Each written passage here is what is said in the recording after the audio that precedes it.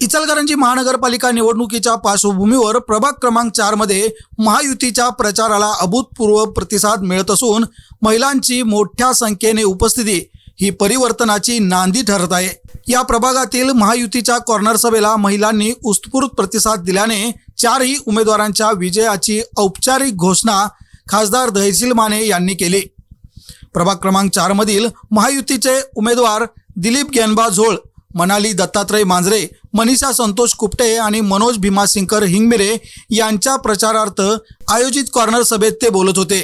महिलांची प्रचंड गर्दी पाहून महायुतीचा विजय हा केवळ दावा नसून जनतेचा स्पष्ट कौल असल्याचे त्यांनी ठामपणे सांगितले।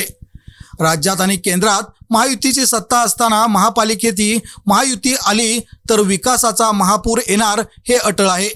निकाल लागण्यास सुरुवात होताच इचलकरंजीचा पहिला महापौर महायुतीचाच असेल असा विश्वास खासदार माने यांनी व्यक्त केला। प्रभागातील विकासासाठी महायुतीच्या चारही उमेदवारांना भरघोस मतांनी निवडून देण्याचे आवाहन त्यांनी केले। यावेळी आमदार राहुल आवाडे यांनी विरोधकांवर जोरदार टीका करत सांगितले की विरोधकांकडे कोणताही ठोस मुद्दा नसल्याने ते पाणी प्रश्नी केवळ राजकारण करत आहेत। मात्र कृष्णा व पंचगंगा जलवाहिनी बदलण्याचे काम अंतिम टप्प्यात असून शहरात 6 जलकुंभ उभारले जात आहेत। 207 नव्या कूपनलिकांची खुदाई करण्यात आली असून त्यापैकी 182 ठिकाणी मोटर पंप बसवण्याचे काम सुरू आहे। त्यासाठी 3,58,00,000 रुपयांचा निधी उपलब्ध करून देण्यात आला आहे। त्यामुळे इचलकरंजीचा पाणी प्रश्न कायमचा मार्गी लागणार असल्याचा विश्वास त्यांनी व्यक्त केला। तसेच देवाभाऊ मुख्यमंत्री असताना लाडकी बहीण योजना कधीही बंद होणार नाही असेही त्यांनी ठामपणे सांगितले। माजी आमदार सुरेश हळवणकर यांनी राज्य शासनाच्या धर्तीवर इचलकरंजीत सुरू होणाऱ्या बस सेवेत महिलांना 50% सवलतीचा लाभ दिला जाणार असल्याची माहिती दिली। तसेच मुलींना मोफत उच्च शिक्षण, मुख्यमंत्री सहायता योजना व महात्मा ज्योतिबा फुले योजनेअंतर्गत 5 लाख रुपयांपर्यंत मोफत उपचार, सेफ सिटी योजनेतून शहरात CCTV बसवण्याचे काम सुरू असल्यामुळे गुन्हेगारीवर आळा बसेल असेही त्यांनी सांगितले। या कॉर्नर सभेला महिलांची मोठ्या प्रमाणात उपस्थिती होती। ही गर्दी पाहून खासदार धैर्यशील माने यांनी चारही उमेदवारांचा विजय निश्चित असल्याची घोषणा केली। यावेळी पुंडलिकभाऊ जाधव, संतोष कुपटे, दत्तात्रय मांजरे, संतोष कांदेकर, राजाराम पवार, सुनील कोरवी, अशोक वसगडे आदी उपस्थित होते।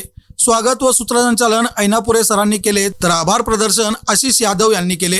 खासदार म्हणून काम करत असताना तुमच्या आशीर्वादाने जिथं मोदीजी बसतात त्याच बाकड्यांवर एक बाकडं माझं आहे।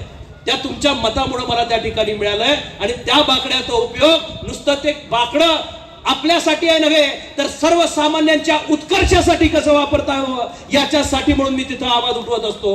आणि तो आवाज माझ्या इचलकरंजी आणि हातकणंगले लोकसभा मतदारसंघातील आम जनतेचा आवाज आहे।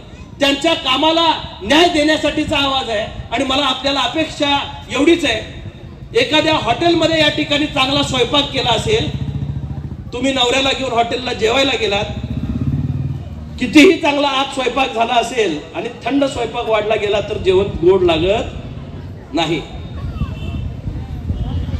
स्वयंपाकी स्वयंपाक करतो पण वाढणारे हात ते वाढप्याचे असतात। वाढपी जर वेळेत तुमच्यापर्यंत स्वयंपाक घेऊन आला नाही तर कितीही चांगला स्वयंपाक झाला तर तो नासतो। आम्ही केंद्रामध्ये राज्यामध्ये विकासाचा स्वयंपाक करतो पण तो जर घराघरापर्यंत पोहोचायचा झाला तर हे 1 नंबर असणारे सगळे उमेदवार 1 नंबरच्या मताने निवडून आले तरच ही विकास गंगा तुमच्या घरापर्यंत त्या ठिकाणी पोहोचणार। ही विकासाची लढाई, आमची कुणाविरुद्ध ही लढाई नाही। इचलकरंजीला वेगळा चेहरा निर्माण करून देणं, या गावाची ओळख निर्माण जी आहे ती वस्त्रोद्योगाच्या निमित्ताने आहे, त्याला एक वेगळी उंची प्राप्त करून दिलं, याच्यासाठी म्हणून आपण हा सगळा हट्टास मांडलाय। रिक्त पंचगंगेतनं आम्ही त्या ठिकाणी आणायचा आम्ही त्या ठिकाणी प्रयत्न केला। जे महासत्ता चौक आपण बघतोय रुंद झालाय, त्या महासत्ता चौकामध्ये सुद्धा कृष्णेतनं 32 MLD पाणी आज आम्ही शुद्ध पाणी आणायचा प्रकल्प आम्ही त्या ठिकाणी करतोय। तिथं 3 फुटाच्या रुंद असलेल्या पाईपा त्या ठिकाणी पडलेत। आचारसंहिता झाली तर 16 तारखेनंतर तिथं ते काम वेगानं इचलकरंजीमध्ये चालू होणार आहे। आमदार म्हणून माझ्या निवडणुकीच्या अगोदर साधारण 250-300 बोर दुरुस्त केले।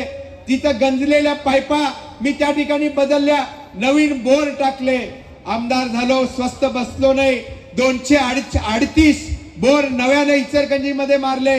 207 बोरला 2 इंच 3 इंच 5 इंच पर्यंत पाणी लागलं, त्या 207 बोर मध्ये आज 182 बोरला आम्ही मोटर सोडल्या, त्याच्यासाठी 3,58,00,000 रुपये आज आम्ही इचलकरंजीमध्ये त्या ठिकाणी बोर साठी लावले, पंप साठी लावले, तेही बोर आता लोकांच्या सेवेमध्ये. परंतु हे नदीचं पाणी आलं, फिल्टर मधनं शुद्ध झालं, साठवायचं कुठं, तुमच्या घरापर्यंत आणायचं कसं, त्याच्यासाठी 9 पिण्याच्या टाक्या, नवीन उंच टाक्या, ज्याची सगळ्याची संख्या 1,27,00,000 लिटर रोज साठवायची होणार आहे. अशा 9 पिण्याच्या टाक्या इचलकरंजीमध्ये बांधायचं काम आपण चालू केलंय. त्यातल्या 3 टाक्या बांधून तयार झाले. आता इचलकरंजीच्या सेवेमध्ये, लोकांच्या सेवेमध्ये त्या टाक्या वापरायला त्या ठिकाणी 15 डिसेंबर पासून चालू झाल्या.